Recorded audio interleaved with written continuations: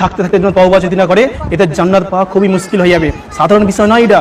আর আমাদের মতন যাদেরকে আল্লাহ তাআলা বুঝ দিয়েছে, যাদের জ্ঞান দিয়েছে, আমরাও যাচ্ছি হাসি মুখে খাবার খেয়ে আসছি, আমাদের মুখের রং পরিবর্তন হচ্ছে না।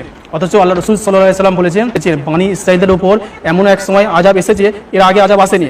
ওই কাজ না হওয়া পর্যন্ত আযাবটা আসেনি। সেই কাজটা কি ছিল? যে বনী ইসরাঈলের লোকেরা অন্যায় করতো, পাপ কাজ করতো, এবং যারা ভালো লোক ছিল তারা তাদেরকে বাধা দিত যে এইগুলো কাজ করা ছেড়ে দাও, তোমরা এগুলো করুনি, আল্লাহর বিরুদ্ধে কাজ ছেড়ে দাও।